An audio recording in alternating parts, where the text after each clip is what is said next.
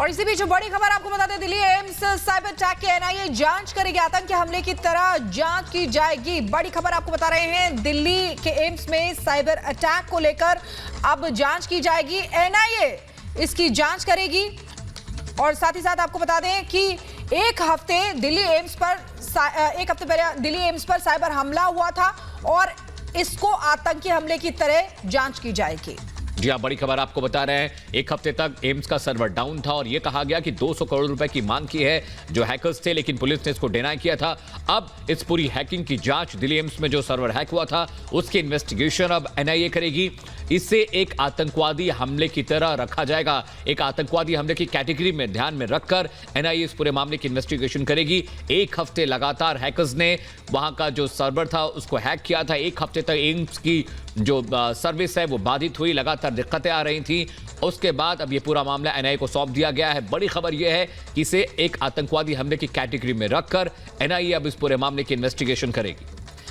तो बड़ी खबर आपको बता दें, केंद्रीय गृह मंत्रालय ने एनआईए की जांच की सिफारिश की और इसीलिए दिल्ली एम्स साइबर अटैक की अब एनआईए की तरफ से जांच की जाएगी, क्योंकि इस तरीके से सर्वर डाउन रहना ये बड़ी बात है। और इसीलिए देखिए, आतंकी गतिविधि भी इसमें हो सकती है।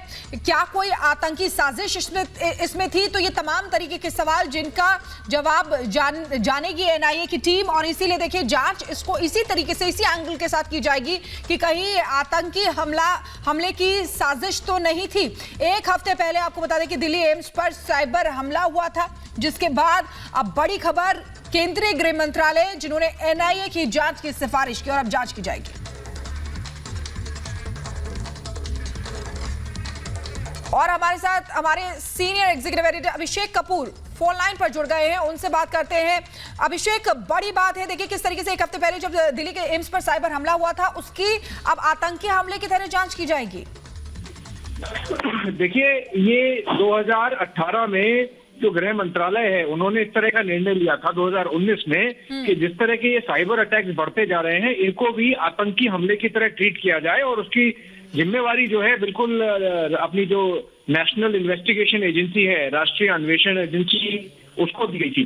अब हमें जानकारी मिल रही है कि गृह मंत्रालय ने निर्णय लिया है कि एम्स में जो बहुत बड़ा एक साइबर अटैक हुआ है, जो अभी 6 दिन हो गए और उसमें से उबर अभी नहीं पाए हैं, उसकी जिम्मेवारी अब एनआईए को दी जाए। तो एनआईए के लोग तहकीकात करने, प्रिलिमिनरी इंफॉर्मेशन, डेटा गैदरिंग करने हमें बताया जा रहा है, या तो पहुंच गए या कुछ समय में पहुंच जाएंगे।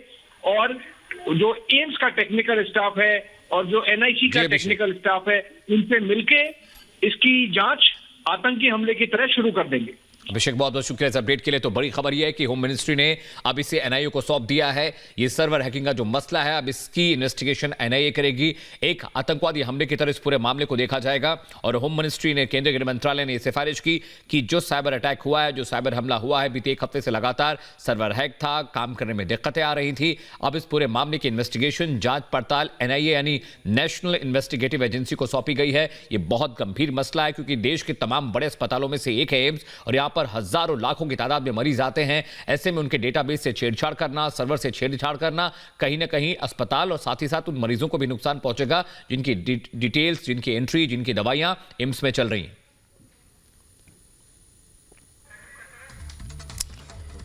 तो देखिए, बड़ी खबर आपको बता दें कि किस तरीके से जैसे कि हमारे senior executive editor Abhishek Kapoor भी बता रहे थे कि ये गृह मंत्रालय की तरफ से ये कहा गया था कि अगर इस तरीके के कोई भी साइबर अटैक्स होते हैं तो उनकी जांच आतंकी हमलों की तरह की जाएगी। और इसीलिए देखिए, अभी हाल ही में एक हफ्ता लगभग हो गया है, उससे पहले साइबर अटैक एम्स में हुआ था और इसको लेकर अब आतंकी एंगल से इसको जांच किया जाएगा।